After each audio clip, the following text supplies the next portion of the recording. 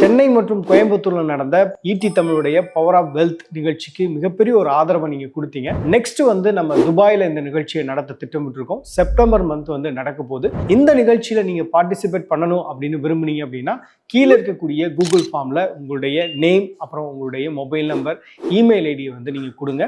எங்க டீம் உங்களை கான்டாக்ட் பண்ணுவாங்க. வணக்கம் சார். வணக்கம். சார், இப்போ கோல்ட் அண்ட் சில்வரோட பிரைஸ் நம்ம பார்க்க டெய்லி அப்டேட்லாம் பார்த்தோம் அப்படின்னா இன்னும் இன்க்ரீஸ் ஆகிக்கிட்டே தான் இருக்கு. இன்னைக்குமே கோல்டோட பிரைஸ் இன்க்ரீஸ் ஆயிருக்கு. நேற்றைய விலையோட கம்பேர் பண்றப்போ ₹20 இருந்துச்சு அப்படின்னா இன்னைக்கு ₹200 இன்க்ரீஸ் ஆயிட்டு இருக்கு. ஸோ இந்த உயர்வுக்கு என்ன மாதிரியான ரீசன் சார்? இப்போ முக்கியமான ரீசன் என்ன எல்லாரும் சொல்றாங்க அப்படின்னா டாலர் இப்போ வீக் ஆயிடுச்சு, அதனால கோல்டோட பிரைஸ் இன்க்ரீஸ் ஆயிடுச்சு அப்படின்னு சொல்லிட்டு. ஸோ டாலரோட வீக்னஸ் கோல்டோட பிரைஸை எந்த அளவு இம்பாக்ட் பண்ணிருக்கு சார், இனிமே பண்ணும்? எஸ், டெஃபினட்டா நம்ம ஏற்கனவே சொல்லியிருக்கோம். அதாவது டாலருடைய போக்கு தான் தீர்மானிக்க இருக்கிறது. இந்த டாலருடைய போக்கு மட்டும் இல்ல, நான் மறுபடியும் திருப்பி சொன்னது மாதிரி ஆகஸ்ட் 26ஆம் தேதி இன்னொரு 6 நாட்கள்ல பிசிஏ அப்படின்னு ஒரு டேட்டா வெளியாக இருக்கிறது. அதாவது பணவீக்கம் குறித்த ஒரு புள்ளி விவரம். இது அமெரிக்காவுடைய இந்த புள்ளி விவரம் பெரிய அளவிற்கு எதிர்பார்க்கப்படக்கூடிய ஒரு நிகழ்வாக பார்க்கப்படுகிறது. அந்த அந்த டேட்டா எப்படி இருக்க போகிறது? ஏன்னா அதை வச்சுதான் பெடரல் அடுத்த மாதம் செப்டம்பர் மாதம் 15, 16ஆம் தேதி நடக்கக்கூடிய எஃப்ஓஎம்சி கூட்டத்துல அவங்க ஒரு முடிவு எடுக்க போறாங்க.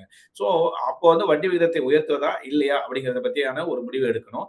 அதுக்கு இந்த ஒரு புள்ளிவரம் ஒரு அடிப்படையான ஒரு அவங்களுக்கு அடுத்த கட்டத்துக்கு எப்படி பொருளாதாரத்தை எடுத்து செல்வதில் இருக்கக்கூடிய ஒரு முக்கிய காரணியாக இந்த டேட்டா இருக்க போகிறது. சோ இப்போதைக்கு பாத்தீங்கன்னா இந்த அமெரிக்க டாலருடைய இண்டெக்ஸ் குறியீடு பாத்தீங்கன்னா நேத்திக்கு 98.75 அதாவது இது வரைக்கும் 100 அப்படிங்கறதுல தான் இருந்தது.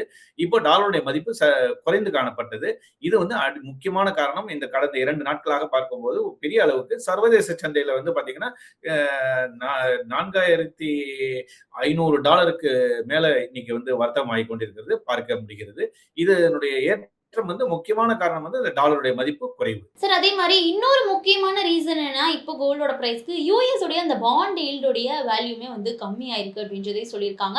ஸோ இதுக்கும் அதுக்கும் என்ன மாதிரியான சம்மன்? இப்போ பாண்ட் ஈல்டு கம்மியாச்சு அப்படின்றதுக்காக கோல்டோட பிரைஸ் ஏன் இன்க்ரீஸ் ஆகுது? இதுக்கு பின்னாடி என்ன மாதிரியான மார்க்கெட் லாஜிக் இருக்கு சார்? ஆமா, நிச்சயமாக அந்த பாண்ட்ஸ்னுடைய ஈல்டு மேல அந்த அது பிக்ஸடா வட்டி வரப்போகுது. அதுல அந்த வட்டி குறையும் போது நிச்சயமா தங்கத்துக்கான நேர் இது ரெண்டுமே எதிரெதிர் திசையில் பயணிக்கக்கூடிய ஒரு நிகழ்வாக இருக்கும். இந்த எக்கனாமிக் டேட்டா ரெண்டுமே ஒன்றை ஒன்று எதிர் திசையில் செல்லக்கூடியது. சோ அந்த பாண்ட் ஈல்டினுடைய குறையும் போது தங்கத்தினுடைய மதிப்பு கூடுவதற்கான வாய்ப்புகள் எப்போதுமே உண்டு. அதே மாதிரியான ஒரு நிகழ்வு தான் இப்ப நேற்றுக்கு நடந்திருக்கு. இது இன்னும் அதான் சொல்றேன், இன்னும் ஒரு 4-5 நாட்களுக்கு இந்த ரேலி இருப்பதற்கான வாய்ப்புகள் இருக்கின்றன. இந்த அடுத்த டேட்டா அந்த பிசிஇ டேட்டா எப்படி இருக்கோ அதை பொறுத்து எல்லாமே தலைகீழா மாறுவதற்கான வாய்ப்புகள் நிறைய இருக்கின்றன. பட் பொறுத்திருந்து தான் நம்ம பார்க்க முடியும். எதுவுமே இதுதான் இந்த திசையில் தான் செல்லும் என்று நம்மால் கருத்து சொல்ல முடியாது என்றாலும், பட் இந்த அளவுல விலை ஏற்றத்தில் சந்தையில இருக்கும்போது இன்னொரு விஷயத்தை நாம் கவனிக்க வேண்டியதாக இருக்கிறது. அதாவது ஐஎன்ஆர் மதிப்பு இப்ப இந்த மாதிரி அமெரிக்க டாலர் குறையும் பொழுது இந்திய ரூபாயினுடைய மதிப்பு சற்று வலுப்பெறுவதற்கான வாய்ப்புகளும் இருக்கின்றன. அதுவும் தங்கத்துக்கு ஒரு எதிரான செய்தியாக தான் நான் பார்க்கிறேன். சோ இது இன்னும் வரக்கூடிய காலகட்டத்துல தான் இன்னொரு 1 வாரம் அல்லது 10 நாட்கள்ல இதனுடைய போக்கு எப்படி என்பது நமக்கு தெரிய வரும். சார், இந்த மாதிரி டாலர் இப்ப கண்டினியூவா வீக் ஆயிட்டு இருக்கு, இல்ல பாண்ட் ஈல்டு கண்டினியூவா வீக் ஆகிட்டு இருக்கு அப்படின்னா இந்தியாவுல கோல்ட் அண்ட் சில்வருடைய பிரைஸ் எந்த அளவுக்கு இன்க்ரீஸ் ஆகிறதுக்கான சான்சஸ் இருக்கு சார்?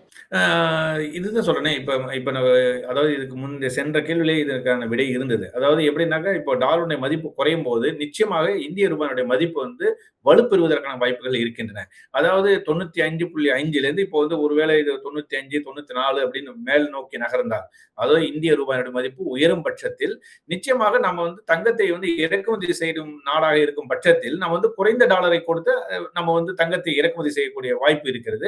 அதனால அதனுடைய அடக்க விலையில ஒரு குறைவு காணப்படுவதற்கான வாய்ப்பு இருக்கு. நம்ம இம்போர்ட் பண்ணும்போது கொடுக்கக்கூடிய டாலருடைய வேல்யூ நமக்கு கொஞ்சமா கொடுத்தா போதும். அதாவது நேத்திலிருந்து ₹95 50 கொடுக்குறனாக்கா ஒரு டாலருக்கு இன்னைக்கு ₹94 கொடுத்தாக்கா அந்த ₹1.50 அந்த வாங்குபவர்களுக்கு அது மிச்சமாகிறது. இருக்கிறது. ஸோ இதனுடைய பிரதிபலிப்பும் வந்து தங்கத்தின் விலையில் நிச்சயமாக எதிரொலிக்கும். இது நம்ம இன்னொரு ஒரு ஒரு ஏன்னா இது வந்து சஸ்டைனபிளான்னு பார்க்கணும். எதுவுமே வந்து ஒரு நாள் டேட்டா அல்லது ஒரு இந்த டாலருடைய மூவ்மெண்ட் வந்து இப்ப 2 நாட்களாக தான் குறைந்து கொண்டிருக்கிறது. இதே இது 1 வாரமோ அல்லது 10 நாட்களோ அல்லது 1 மாத காலத்துக்கு இதே மாதிரியான ஒரு போக்கு காணப்படும் பட்சத்தில் தான் ஐஎன்ஆருடைய மதிப்பு வந்து நிச்சயமாக இந்திய ரூபாயினுடைய மதிப்பு மேல் நோக்கி நகர்வதற்கான வாய்ப்புகள் இருக்கின்றன. சோ இது ஒரு நாள் 2 நாள் உடைய நகர்தலை வைத்துக் கொண்டு நம்ம வந்து நிச்சயமாக உடனடியாக முடிவு செய்ய முடியாது. ஆனாலும் ஏற்றத்தை வந்து இதுக்கு மேல ஒரு ஏறுமா அப்படின்னு பாத்தீங்கன்னாக்கா ஓரளவுக்கு இன்டர்நேஷனல் பிரைஸினுடைய விலை ஏற்றம் வந்து இந்திய விலைகளை பிரதிபலிக்கிறது.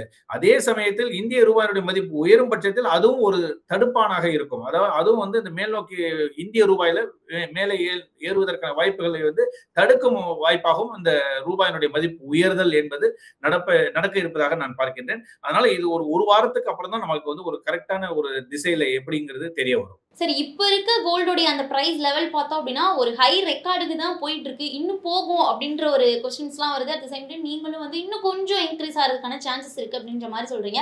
ஸோ இந்த ஒரு சினாரியோ வச்சு நியூ இன்வெஸ்டர்ஸ் இப்போவே கோல்டில் இன்வெஸ்ட்மெண்ட் பண்ண ஸ்டார்ட் பண்ணலாமா, இல்லை பிரைஸ் கரெக்ஷன் வர்ற வரையும், அதாவது பிரைஸ் கம்மியானதுக்கப்புறம் இன்வெஸ்ட்மெண்ட் பண்ணலாம், இப்போ வந்து ஒரு பிரைஸ் வந்து ஹை லெவலில் தான் இருக்கு அப்படின்ற மாதிரி பிளான் பண்ணலாமா சார்? எப்படி பிளான் பண்ணலாம்? ஆமா, இது வந்து கம்மியானதுக்கு பிறகு வாங்குவது என்பது யாராலையும் நம்ம வந்து மேல் நோக்கி செல்வதையும் நம்மளால கணிக்க முடியாது. அதே சமயத்துல கீழ் நோக்கி வருவதையும் யாராலையும் இந்த இடத்துல தான் வந்து நிற்கும், இந்த இடத்துல தான் பாட்டம் அவுட் ஆகும், இந்த இடத்துல தான் டாப் அவுட் ஆகுங்கிறது வந்து சொல்லவே முடியாது. ஸோ நம்ம வந்து லம்சம் எப்போதுமே சொல்லக்கூடிய ஒரே ஒரு இது என்ன சொன்னீங்கன்னா, முதலீட்டுல வந்து சொல்லக்கூடிய ஒரு பாடம் என்னன்னாக்கா, பிரித்து முதலீடு செய்தல். அதாவது நீங்க வந்து சிப்பு முறையில தான் நீங்க வந்து முதலீடு செஞ்சாதான் உங்களுக்கு எல்லா ஆப்பர்ச்சுனிட்டியும் இருக்குங்கிறது நம்ம திருப்பி நம்ம சொல்ல வர்றோம். ஒரேதிரியாக முதலீடு செய்யாமல் கொஞ்சம் கொஞ்சமாக இப்போது இருக்கக்கூடிய காலகட்டத்தில் எந்த அளவுக்கு முதலீடு செய்யணுமோ அந்த அளவுக்கு செய்யலாம்னு நான் நினைக்கிறேன். அதே சமயத்தில் மறுபடியும் நான் வந்து உச்சத்துல வந்து எப்போதுமே வந்து ஒரு கமாடிட்டி வந்து நான் வந்து எப்படி பார்க்கிறேன் அப்படின்னாக்க, என்னுடைய பர்சனல் வியூ, இது வந்து தனிப்பட்ட நபருக்கு வந்து இது பொருந்துமா அல்லது அவருடைய ரிஸ்க் அப்பிடைட் இருக்கு, அவங்களுடைய தனித்தன்மை வாய்ந்த ஒரு முதலீட்டு திறன் படைத்தவர்களா இருந்தாங்க அவங்க வந்து தனியா பண்ணலாம். பட் பொதுவாகவே வந்து ஒரு கமாடிட்டி அப்படின்னு சொன்னாங்க பெரிய அளவுல ஏற்றத்தில் வாங்குவதை வந்து தவிர்க்க வேண்டும் என்பது அடிப்படையான அது ஒரு முக்கியமான ஒரு ரூலாக நான் பார்க்கிறேன். எந்த ஒரு கமாடிட்டியுமே வந்து விலை அதிகரிக்கும் போது நம்ம அதை சேஸ் பண்ணக்கூடாது அப்படிங்கிறது ஒரு இது. இதே சமயத்துல ஒரு கமாடிட்டி வந்து இறங்கிட்டே வருது அப்படின்னு சொல்லும் போது அந்த இறக்கத்துல வந்து நம்ம வாங்கிட்டே இருந்தோம்னா தான் நம்ம அடுத்த ஏற்றத்துக்கான ஒரு ஒரு வாய்ப்பாக பயன்படுத்த முடியும். இன்னொன்னு என்ன சொல்லுவாங்கன்னாக்கா, தங்கத்தை பொறுத்த வரைக்கும் நான் வந்து சார் நான் இன்னைக்கு வாங்கினாக்கா நான் எதுக்கு சார் விற்க போறேன், வாங்குறது நான் வந்து வீட்டுல வந்து வச்சிருக்க போறேனே தவிர நான் வந்து விற்பதற்காக வாங்கவில்லை அப்படிங்கிற ஒரு கருத்து இருக்கு. அதாவது இது வந்து யாருக்கு பொருந்தும் அப்படின்னு பாத்தீங்கன்னா, நகை வாங்குபவர்கள், தங்க நகையோ அல்லது வீட்டுக்காக அடுத்த திருமணத்திற்காகவோ அல்லது அவங்க வீட்டில் வரக்கூடிய ஒரு விசேஷங்களுக்காக பிசிக்கலா கோல்டு வாங்குறாங்க இல்லையா, அவங்கள பொறுத்த வரைக்கும் நம்ம வந்து எந்த விதமான எதுவும் பெரிய அளவுக்கு நம்ம வந்து அவங்களை வாங்கக்கூடாதுன்னு சொல்ல முடியாது. பட் கோல்டு இடிஎஃப் முதலீடுகள், கோல்டு வந்து மற்ற வகையில இஜிஆர்னு சொல்றோம் இல்லையா, கோல்டு ரெசிட்ஸ் வாங்குறவங்க, எலக்ட்ரானிக் கோல்டு ரெசிட்ஸ் வாங்குறவங்க, இதெல்லாம் வந்து ஒரு முதலீடுங்கும் போது இந்த முதலீடுல நமக்கு ஆதாயம் வருமா வராதா அப்படிங்கிறத நம்ம வந்து பொறுத்திருந்து பார்த்துதான் வாங்கணும். அப்படி இருக்கும்போது அந்த மாதிரியான சூழ்நிலையில வந்து அந்த மாதிரியான முதலீடுகளை தவிர்ப்பது நல்லது. நீங்க வந்து ஒரு வீட்டுக்கு ஒரு விசேஷம் என்பதற்காக நகை வாங்குவது தவறு கிடையாது.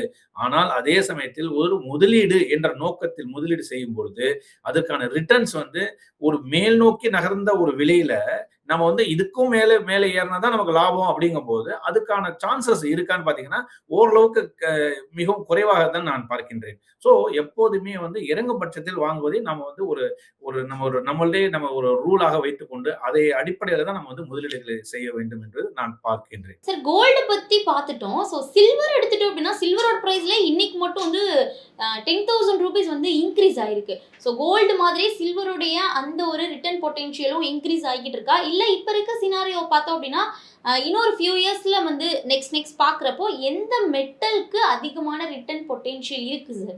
ரிட்டர்ன்ஸ் பார்த்தீங்கன்னாக்கா என்னை பொறுத்த வரைக்கும் வந்து சில்வரோட கோல்டு வேணா பார்க்கலாமே தவிர சில்வர்ல வந்து பயன்பாடு இண்டஸ்ட்ரியல் யூசேஜ் நம்ம ஏற்கனவே சொல்லிக்கோம். சில்வருடைய பயன்பாடுங்கிறது ஒரு 50% வந்து இண்டஸ்ட்ரியல் யூசேஜ், 50% வந்து நம்முடைய ப்ரெஷியஸ் மெட்டல், வீட்டுக்கு தேவையான வெள்ளி பாத்திரங்களோ அல்லது வெள்ளி பொருட்கள் வாங்குவதற்காக முதலீடு செய்யப்படுவது. ஸோ இதுல இரண்டாவது கட்டத்தில் பார்க்கும்போது நான் என்ன சொல்றேன், இண்டஸ்ட்ரியல் யூசேஜ்ல வந்து பார்த்தீங்கன்னா சோலார்ல வந்து சில்வருடைய பயன்பாடு என்பது தற்பொழுது முன்பு எப்படி எந்த அளவுக்கு பயன்படுத்தினார்களோ அதை விட குறைவான கிராம்ஸ் தான் இப்போ வந்து சோலார் பேனல்ல வந்து வெள்ளியினுடைய பயன்பாடு இருப்பதாக இப்போ செய்திகள் வந்துள்ளன.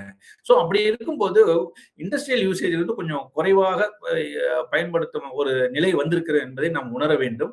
அதனால இன்னொன்னு நான் வந்து சில்வரோட டெபிசிட் வந்து முன்னாடி இருந்த டெபிசிட் இப்ப கிடையாதுங்கிறத நம்ம வந்து கருத்தில் வைத்துக் கொள்ள வேண்டும். முன்பு ஒரு சில வருடங்களுக்கு முன்பாக 3-4 வருடங்களுக்கு முன்பாக சில்வர் வந்து பற்றாக்குறையாக இருந்தது. வெள்ளியினுடைய தேவை உலக அளவுல எவ்வளவு தேவைன்னா அதோட கிட்டத்தட்ட ஒரு 900 ounces வந்து நமக்கு வந்து 900 மில்லியன் ounces வந்து நமக்கு பற்றாக்குறையாக இருந்தது. ஆனால் இப்போது 2026ஆம் ஆண்டை பொறுத்தவரை நம்முடைய பற்றாக்குறை டெபிசிட்ங்கிறது வெள்ளியினுடைய பற்றாக்குறை எவ்வளவு இருக்குன்னு கேட்டீங்கன்னா வெறும் 46 மில்லியன் ounces மட்டும்தான் வந்து பற்றாக்குறையாக இருக்கிறது. அப்படி இருக்கும்போது நம்ம வந்து அதுல வந்து எப்படி ஒரு அது இது இது இந்த டெபிசிட் இன்னும் மேல இன்க்ரீஸ் ஆனா மட்டும்தான் விலை ஏறுவதற்கான வாய்ப்புகள் இருக்கின்றனவே தவிர அதர்வைஸ் இதுல வந்து வெள்ளியில வந்து விலை ஏறுவதற்கான வாய்ப்புகள் மிக மிக குறைவு. அதே சமயத்துல தங்கத்தை பொறுத்த வரைக்கும் நம்ம வந்து ஓரளவுக்கு சொல்லலாம். என்னன்னாக்கா அது ஒரு வெள்ளியோட இண்டஸ்ட்ரியல் யூசேஜை தவிர்த்து விட்டு பார்க்கும்போது தங்கத்துல வந்து பாத்தீங்கன்னா ஒரு பிரஷியஸ் மெட்டல் அது வந்து முழுவதுமாகவே வந்து பாதுகாப்பு கருதி அசெட்டாக தான் பார்க்கப்படுகிறது. ஸோ அதுல வேணா நம்ம வந்து முதலீடு செய்யலாமே தவிர வெள்ளியில வந்து இப்போதைக்கு முதலீடு செய்வதை வந்து முழுவதுமாகவே தவிர்க்க வேண்டும். அடிப்படையான விசேஷங்களுக்கு தேவையான நுகர்தலை தவிர மற்ற முதலீட்டு நோக்கத்தில் நாம் வந்து வெள்ளியினுடைய முதலீடு என்பதை தவிர்க்க வேண்டும் என்று நான் இந்த நேரத்தில் சொல்ல ஆசைப்படுகிறேன். சரி, இப்போ நீங்க சொன்ன மாதிரி சில்வரை பொறுத்தவரையும் நிறைய ப்ரிஷியஸ் மெட்டலாக தான் இருக்குது. நம்ம வீட்டிலலாம் வந்து யூஸ் பண்ணக்கூடிய அந்த ஒரு மெட்டலாகவும் இருக்கும். At the same time investment மெட்டலாக இருக்குது. அதே மாதிரி ஒரு இண்டஸ்ட்ரியல் டிமாண்டும் வந்து சில்வர் மேலே அதிக அளவு இருக்குது. இண்டஸ்ட்ரியல் டிமாண்டுக்கும் அதிக அளவு ஒரு யூசேஜாக சில்வர் இருக்குது. ஸோ இந்த மாதிரியான ஃபேக்டர்ஸ் எல்லாமே சில்வருக்கு இன்னும் என்ன மாதிரியான அந்த ப்ரைஸஸ்லாம் இம்பாக்ட் வரும் சார்? இல்ல இதெல்லாம் இந்த மார்க்கெட்டை பொறுத்த வரைக்கும் சந்தை வந்து எல்லாவற்றுக்குமே விலை கொடுத்தாகி விட்டது. நீங்க சொல்ற இண்டஸ்ட்ரியல் யூசேஜுக்கு எவ்வளவு விலையை கொடுக்க வேண்டுமோ ஒரு பொருட்டினுடைய விலை வந்து ஒரு ஒரு 2 ஆண்டுகளுக்கு முன்பாக நம்ம வந்து வெள்ளியினுடைய விலை வந்து ₹90 இருந்தது. ஒரு கிராம் வந்து ₹90 இருந்தது.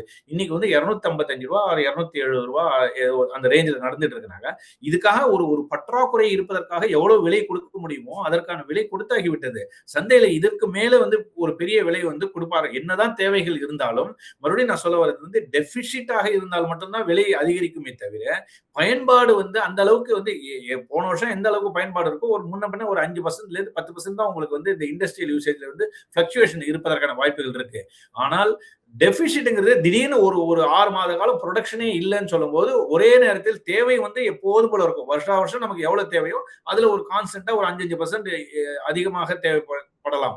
ஆனால் உற்பத்தியில் ஏதாவது தடை ஏற்படும் பட்சத்தில் அதுதான் வந்து அந்த விலையினுடைய ஏற்றத்திற்கு முக்கிய காரணமாக இருக்கிறது. அந்த மாதிரியான ஒரு சான்சஸ் வந்து இனிமேல் வெள்ளிக்கு இருக்கின்றதா என்று பார்த்தால் நிச்சயமாக இல்லை என்று தான் சொல்ல வேண்டும். சரி, இப்போ நம்ம பார்த்தோம் அப்படின்னா யூஎஸ் உடைய அந்த ஃபெடரல் இன்ட்ரெஸ்ட் ரேட் உடைய அந்த டிசிஷன், ஸோ செப்டம்பர் மீட்டிங் நடக்கும் போது அந்த ஒரு எக்ஸ்பெக்டேஷனும் கம்மியாக இருக்குது.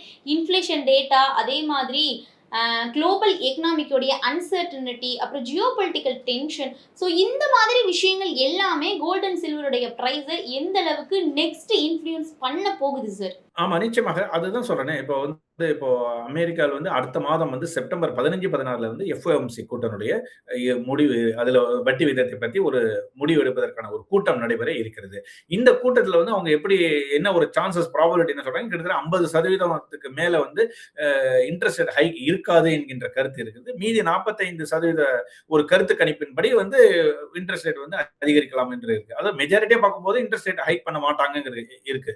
ஆனால் இது வரக்கூடிய இந்த பணவீக்கம் இன்னும் குறையவில்லை என்றால், ஏனென்றால் நீங்கள் வந்து கச்சா எண்ணெயுடைய விலை வந்து மீண்டும் $90 மேல போய்விட்டது. 93 இப்போது நடைபெற்று வருகிறது. சோ கச்சா எண்ணெய் விலை ஏறும் பட்சத்தில் உங்களுக்கு வந்து உள்நாட்டுல வந்து அமெரிக்காவினுடைய உள்நாட்டுல வந்து பாத்தீங்கன்னா நிச்சயமாக பணவீக்கம், எரிபொருள் சார்ந்த பணவீக்கம் அதிகரிப்பதற்கான வாய்ப்புகள் நிறைய இருக்கின்றன. அது மட்டும் இல்ல, மெட்டல்ஸ் சொல்லக்கூடிய காப்பர், அலுமினியத்தினுடைய விலை வந்து பெரிய அளவுக்கு காமெக்ஸ்ல பாத்தீங்கன்னா, அதாவது அமெரிக்காவினுடைய சந்தையில வந்து பெரிய அளவுக்கு அதிகரித்து காணப்படுகிறது. பிரீமியம்ல போயிட்டு இருக்கு. சோ அப்படி இருக்கும்போது உங்களுக்கு இந்த இன்ஃப்ளேஷன் வந்து குறைந்தபட்ச அவங்களுடைய எதிர்பார்ப்பு வந்து 2% பணவீக்கமாக வைத்திருக்கிறார்கள். பணவீக்கத்தை வந்து 2% என்ற அளவுக்கு கட்டுக்குள் கொண்டு வருவதற்காக அவர்கள் முனைப்பு எடுத்து அந்த எஃப்ஓஎம்சி கூட்டத்திலையும் சரி, அல்ல ஃபெடரலுடைய நிலைப்பாடும் அப்படிதான் இருக்கு. ஆனால் அதற்கான டேட்டாஸ் அந்த மாதிரி இருக்கான்னு பாத்தீங்கன்னா நிச்சயமாக இல்லை. ஒரு கட்டத்துல வந்து அதுலயும் வந்து கருத்துக்கள்ல வந்து பாத்தீங்கன்னா அந்த எஃப்ஓஎம்சி கூட்டத்துல வந்து கருத்து கணிப்பு கேட்கும்போது அதுல வந்து ஒரு சில பேர் வந்து இப்பவே வட்டி விகிதத்தை உயர்த்த வேண்டும் என்கின்ற கருத்துக்களும் அங்கு மேலோங்கி உள்ளன. சோ அப்படி இருக்கும்போது அவர்கள் வட்டி விகிதத்தை எவ்வளவு காலத்துக்கு வந்து இந்த மாதிரி ஏற்றாமல் தள்ளி போட போட இந்த பணவீக்கம் என்பது தொடர்ச்சியாக 3% மேலாக இருப்பது என்பது அந்த நாட்டினுடைய பொருளாதாரத்துக்கு ஏற்றதல்ல என்கின்ற ஒரு நிலைப்பாட்டில் வந்து எந்த நேரத்திலுமே வந்து அவங்க வந்து வட்டி விகிதத்தை உயர்த்துவதற்கு சாத்தியக்கூறுகள் இருக்கின்றன. சோ இந்த இன்ட்ரெஸ்ட் ரேட் ஹைக்குங்கிறது வந்து இந்த 2026ஆம் ஆண்டுல நிச்சயமாக ஒரு தடவையாவது அவர்கள் வந்து செய்வார்கள் என்று நான் எதிர்பார்க்கிறேன்.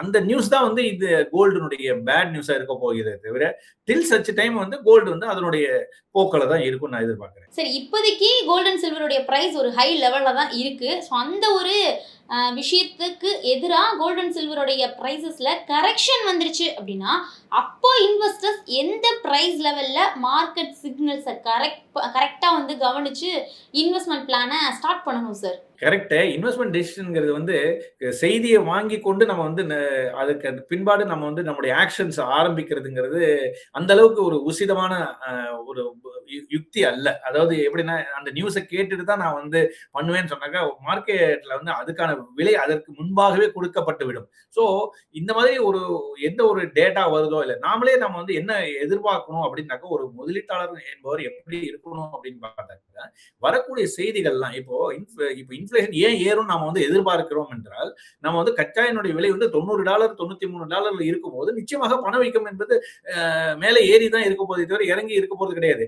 இதை நம்ம ஆன்டிசிபேட் பண்ணி தான் நம்ம வந்து கோல்டு மேலே ஏறுமா ஏறாதாங்கிறத கணக்கிடணுமே தவிர அந்த டேட்டா வரட்டும், அந்த பிசிஐ டேட்டா வரட்டும், ஃபெடரலுடைய முடிவுகள் அறிவிக்கப்பட்ட பிறகு நாம வந்து முதலீடு செய்யலாம் அப்படின்னு பாத்தீங்கன்னா ஒரு நிகழ்வையும் நம்ம வந்து கருத்தில் கொண்டு நாம வந்து முதலீடு செய்யும் போது அந்தந்த நிகழ்வுக்கான விலையை நாம வந்து அதுல ஆல்ரெடி அதுல வந்து டிஸ்கவுண்ட் பண்ணிடுவாங்க. சோ அந்த மாதிரியான ஒரு முடிவுகளை நம்ம வந்து எடுக்கக்கூடாது. முதலீட்டாளரை பொறுத்த வரைக்கும் நம்ம என்ன செய்யணும் அப்படின்னாக்கா எதுக்காக முதலீடு செய்கிறீர்கள்? அந்த கோல்டு என்றால் நீங்க வந்து உங்களுடைய வீட்டினுடைய விசேஷங்களுக்கு தேவையான முதலீடா, அல்லது இதை இன்று 1 லட்சம் ரூபாய் நான் வந்து தங்கத்தில் முதலீடு செய்தால் அடுத்த ஆண்டு எனக்கு வந்து இதுல இருந்து 1,10,000 அல்லது 1,20,000 ரூபாய் எனக்கு மேலே அதற்கு மேல ஒரு விலை கிடைக்கும் என்று நினைக்கும் போது மட்டும்தான் நீங்க வந்து முதலீடு செய்யணும். இதுதான் வந்து ஒரு முதலீட்டாளருக்கு ஒரு தெரிந்து வைத்துக் கொள்ள வேண்டிய ஒரு முக்கியமானது. நாம வந்து என்ன நினைக்கிறோம்னாக்க தங்கத்தின் மீது முதலீடு செய்யும் போது என்ன ஒரு நமக்கு வந்து ஒரு நினைப்பு வருகிறது என்றால் தங்கம் வந்து என்னைக்குமே இதாகாது, விலை குறையாது. 2வது நாம வந்து இதை வந்து விற்க போனாதான் நமக்கு அதனுடைய உண்மையான மதிப்பு என்பதை நமக்கு தெரியும். கேட்டாக்க என்ன சொல்லுவாங்கன்னு கேட்டீங்கன்னா நாம எதற்காக விற்க வேண்டும்? நாம வந்து தங்கத்தை வந்து ஒரு காலங்காலமாக பரம்பரையாக சேமிப்பாக தான் பார்க்கிறோமே தவிர இதை வந்து ஒரு அசெட் கிளாஸ் இதுல இருந்து இவ்வளவு ரூபாய் நமக்கு வந்ததுங்கிறது வந்து யாருமே பார்க்கல. சோ அந்த அடிப்படையில பார்க்கும்போது நம்ம வந்து தங்கத்தை வாங்கக்கூடாதுன்னு சொல்ல முடியாது. அவங்க வந்து அவங்களுடைய ஒரு சென்டிமெண்டல் வேல்யூ ஒரு திடீர்னு ஒரு அவசர தேவைக்கு பிளட்ஜ் பண்ணணும்னா கோல்டு தான் கை கொடுக்குது. அதெல்லாம் மாற்றுக்கிறதே கிடையாது. நான் மறுபடியும் திருப்பி சொல்ல வர்றது வந்து இன்வெஸ்ட்மெண்ட் பாயிண்ட் ஆஃப் வியூல கோல்டுங்கிறது வந்து நீங்க முதலீடு செய்யும் பட்சத்தில் அதற்கு வாங்க வேண்டிய தருணத்தில் தான் வாங்க வேண்டும் அப்படிங்கிறது தான் நான் வந்து திருப்பி வலியுறுத்தி நான் சொல்ல வரேன். Thank you sir. Thank you very much. Chennai மற்றும் கோயம்புத்தூர்ல நடந்த ஈடி தமிழுடைய பவர் ஆஃப் வெல்த் நிகழ்ச்சிக்கு மிகப்பெரிய ஒரு ஆதரவை நீங்க கொடுத்தீங்க. நெக்ஸ்ட் வந்து நம்ம துபாயில இந்த நிகழ்ச்சியை நடத்த திட்டமிட்டு இருக்கோம். செப்டம்பர் மந்த் வந்து நடக்க போகுது. இந்த நிகழ்ச்சியில நீங்க பார்ட்டிசிபேட் பண்ணணும் அப்படின்னு விரும்புனீங்க அப்படின்னா கீழே இருக்கக்கூடிய கூகுள் ஃபார்ம்ல உங்களுடைய நேம், அப்புறம் உங்களுடைய மொபைல் நம்பர், இமெயில் ஐடியை வந்து நீங்க கொடுங்க. எங்க டீம் வந்து உங்களை கான்டாக்ட் பண்ணுவாங்க.